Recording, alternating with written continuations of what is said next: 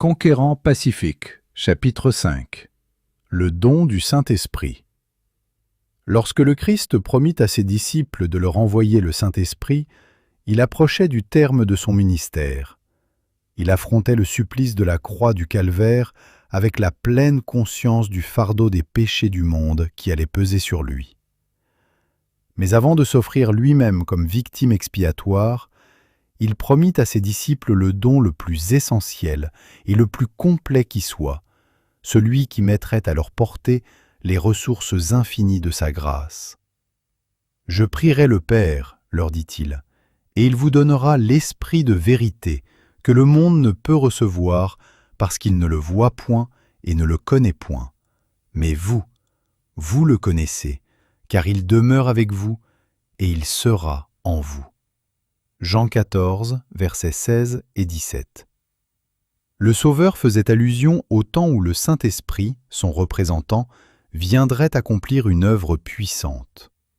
Le mal qui s'était accumulé pendant des siècles devait être mis en échec par ce pouvoir divin.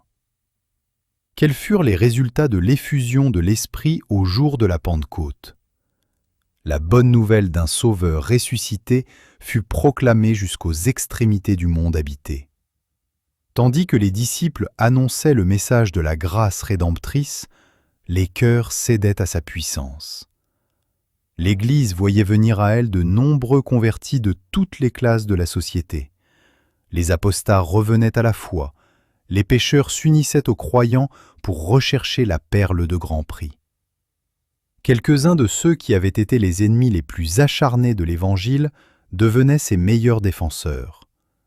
La prophétie s'accomplissait. Le faible parmi eux sera dans ce jour comme David. La maison de David sera comme Dieu, comme l'ange de l'Éternel. Zacharie 12, verset 8. Chaque chrétien voyait dans son frère une révélation de l'amour divin. Un seul intérêt prévalait. Un seul sujet d'émulation éclipsait tous les autres, refléter le caractère du Christ, travailler à l'édification de son royaume. Les apôtres rendaient avec beaucoup de force témoignage de la résurrection du Seigneur Jésus. Et une grande grâce reposait sur eux tous. Acte 4, verset 33. Les efforts déployés par les disciples permirent à des hommes d'élite de s'ajouter à l'Église. Ceux-ci, recevant la parole de vie, se consacraient à leur tour à la tâche dont le but consistait à communiquer aux autres l'espérance qui remplissait leur cœur de paix et de joie. Les menaces ne pouvaient ni les retenir, ni les intimider. Le Seigneur parlait par eux, et tandis qu'ils allaient de lieu en lieu, l'Évangile était prêché aux pauvres, et des miracles de la grâce divine s'opéraient. Ainsi, le Seigneur peut agir avec puissance lorsque les hommes s'abandonnent au contrôle de son esprit. La promesse du Saint-Esprit n'est pas limitée à une époque ou à une race. Le Christ a déclaré que cette divine influence serait avec ses disciples jusqu'à la fin du monde. Depuis le jour de la Pentecôte jusqu'aux temps actuels, le Consolateur a été envoyé à tous les hommes qui se sont consacrés au service de Dieu.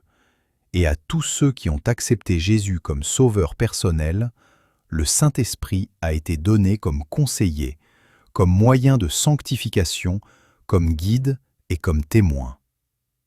Plus les croyants se sont tenus près de Dieu, plus nettement et plus puissamment ils ont expérimenté l'amour de leur Rédempteur et de sa grâce salvatrice. Les hommes et les femmes qui, pendant de longs siècles de persécutions et d'épreuves, jouirent dans une large mesure de la présence du Saint-Esprit, ont été comme des signes et des prodiges dans le monde. Devant les anges et devant les hommes, ils ont révélé la puissance transformatrice de l'amour rédempteur. Ceux qui, au jour de la Pentecôte, furent revêtus du don d'en haut, n'étaient pas pour cela préservés de tentations et d'épreuves. Tandis qu'ils témoignaient pour la vérité et la justice, l'ennemi de toute vérité les assaillait fréquemment et cherchait à leur ravir les bienfaits de leur expérience chrétienne. Ils étaient appelés à combattre avec toute la puissance que Dieu mettait à leur disposition pour atteindre la stature parfaite d'hommes et de femmes en Jésus-Christ. Il priait chaque jour pour obtenir de nouvelles grâces, afin de s'élever de plus en plus vers la perfection. Sous l'action puissante du Saint-Esprit et en exerçant la foi en Dieu, les plus faibles même apprenaient à développer les facultés que le Seigneur leur avait confiées et à se sanctifier, s'affiner, s'ennoblir. En toute humilité, ils se soumettaient à cette influence transformatrice et recevaient toute la plénitude de Dieu étant façonnés à son image.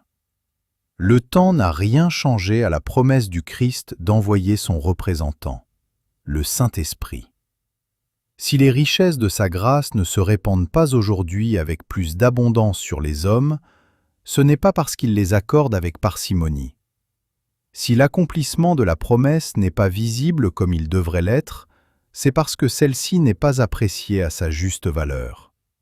Tous seraient remplis du Saint-Esprit, à condition qu'ils le veuillent. Partout où le besoin de l'Esprit est méconnu, on constate une sécheresse spirituelle, des ténèbres, le déclin, et enfin la mort. Bien qu'offerte avec une infinie plénitude, la puissance divine nécessaire au développement et à la prospérité de l'Église reste déficiente chaque fois que les sujets secondaires occupent l'esprit. Puisque nous pouvons recevoir la puissance d'en haut, pourquoi n'avons-nous pas faim et soif du don du Saint-Esprit? Pourquoi n'en parlons-nous pas et ne prions-nous pas pour l'obtenir? Pourquoi ne prêchons-nous pas sur ce sujet? Le Seigneur est cependant plus disposé à nous l'accorder que ne le sont les parents à donner de bonnes choses à leurs enfants. Tout serviteur de Dieu devrait demander au Seigneur de le baptiser chaque jour de l'Esprit. Que des groupes de croyants se forment pour réclamer le secours et la sagesse céleste, afin qu'ils puissent concevoir et exécuter de sages projets.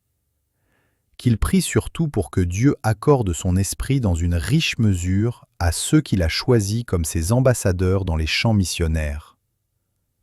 La présence du Saint-Esprit chez les serviteurs de Dieu apportera à la proclamation de la vérité une force que tous les honneurs et toute la gloire du monde ne sauraient donner. Le Saint-Esprit repose sur les serviteurs de Dieu consacrés à son service, où qu'ils soient. Les paroles adressées aux disciples sont aussi pour nous. Le Consolateur est aussi bien le nôtre que le leur. L'Esprit donne la force qui soutient en toutes circonstances l'âme qui lutte et combat au milieu de la haine du monde, ainsi que la claire vision de ses erreurs et de ses échecs. Dans la peine et l'affliction, quand l'horizon paraît sombre et l'avenir incertain, quand nous nous sentons faibles et abandonnés, c'est alors que le Saint-Esprit, en réponse à la prière de la foi, vient réconforter notre cœur. Le fait qu'une personne soit amenée à vivre une extase mystique dans des circonstances exceptionnelles ne prouve pas d'une manière évidente qu'elle est chrétienne. La sainteté n'est pas une extase, c'est un abandon total à la volonté de Dieu.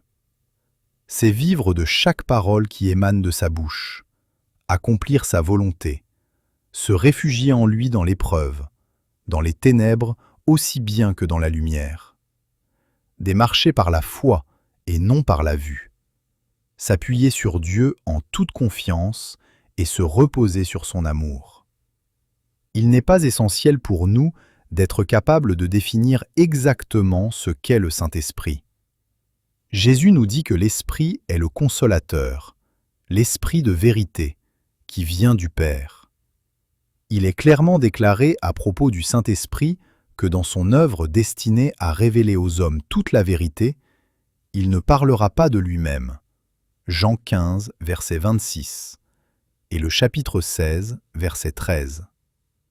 La nature du Saint-Esprit est un mystère. Les hommes ne peuvent l'expliquer, parce que le Seigneur ne le leur a pas révélé.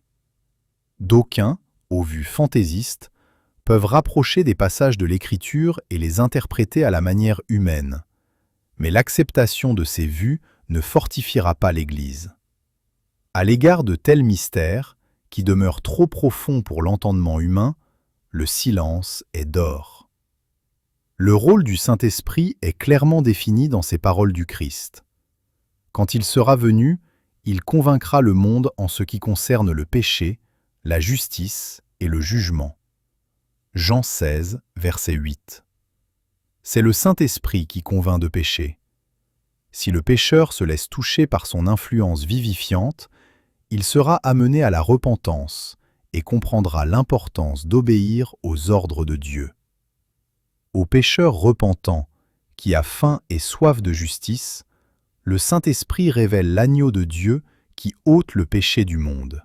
« Il me glorifiera, a dit le Christ, parce qu'il prendra de ce qui est à moi et vous l'annoncera. » Et il ajoute, « Le Consolateur, l'Esprit Saint, que le Père enverra en mon nom, vous enseignera toutes choses et vous rappellera tout ce que je vous ai dit. » Jean 16, verset 14 et le chapitre 14, verset 26. Le Saint-Esprit exerce une influence régénératrice et rend effectif le salut acquis par la mort de notre Rédempteur. Il cherche sans relâche à attirer l'attention des hommes sur le grand sacrifice qui a été accompli sur la croix du Calvaire, pour révéler au monde l'amour divin et ouvrir à l'âme qui s'abandonne au Seigneur les trésors de l'Écriture. Après avoir convaincu les hommes de péché et présenté à leur esprit l'idéal de la justice, le Saint-Esprit détache l'âme des choses de la terre et la remplit du désir de la sainteté. Il vous conduira dans toute la vérité. Jean 16, verset 13, avait dit Jésus. Si l'homme consent à être transformé, son être tout entier sera sanctifié. Le Saint-Esprit gravera les choses divines dans son âme. Grâce à lui, le chemin de la vie deviendra si clair que nul ne sera sujet à l'erreur. Dès les origines, Dieu, par son esprit, s'est servi d'instruments humains pour accomplir ses desseins en faveur d'un monde perdu. Ce fut manifeste dans la vie des patriarches. Dans le désert, au temps de Moïse, le Seigneur donna aux hommes son bon esprit pour les rendre sages. Néhémie 9, verset 20. Au jour des apôtres, il agit puissamment par l'intermédiaire du Saint-Esprit. C'est lui qui anima les patriarches, donna foi et courage à Caleb et à Josué, rendit efficace le travail de l'Église apostolique et soutint les fidèles enfants de Dieu au cours des siècles qui se sont succédés. C'est par cette puissance du Saint-Esprit que les Vaudois, au Moyen Âge, contribuèrent à préparer la voie à la Réforme.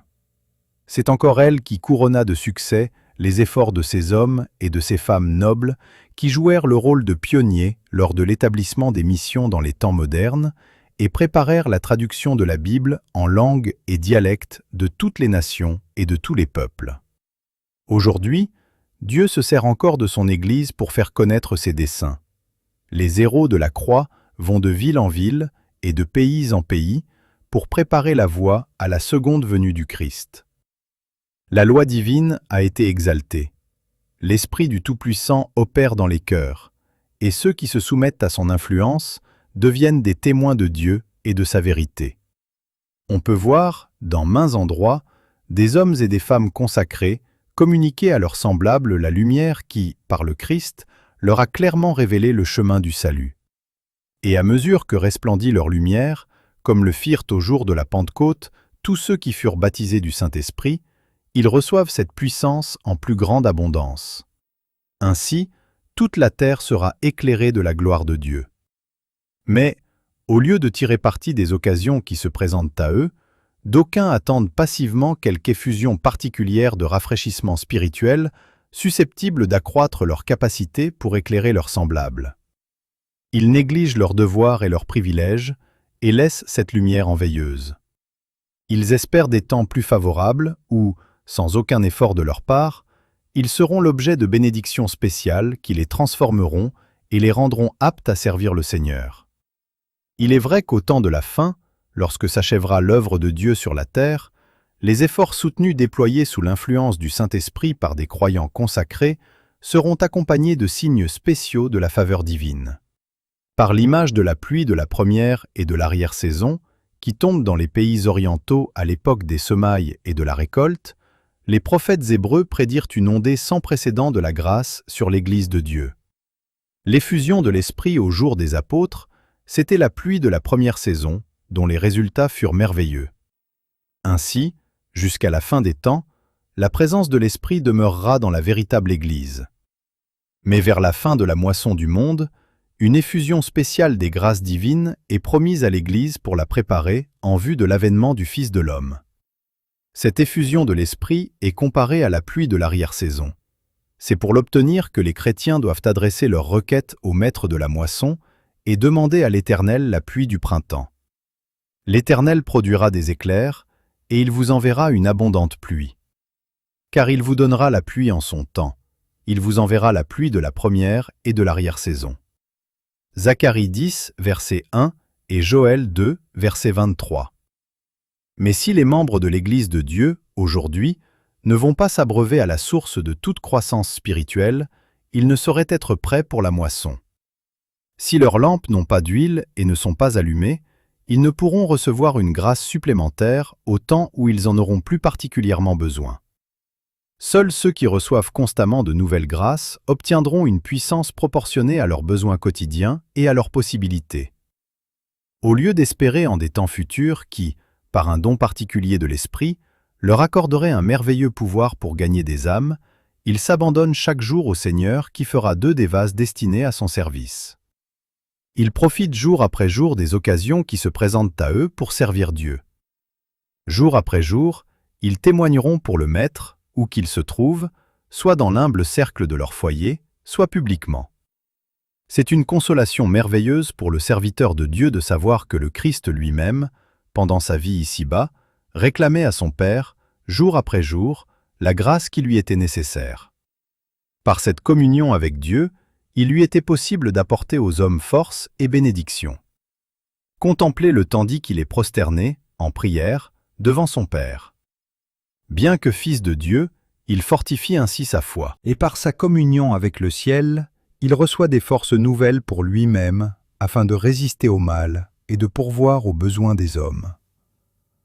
En tant que frère aîné de notre race, il peut secourir ceux qui, en proie à la faiblesse, dans un monde de péchés et de tentations multiples, désirent le servir. Il sait que ses messagers sont des créatures faibles et vacillantes, mais à ceux qui se donnent sans réserve à son service, il promet son aide divine.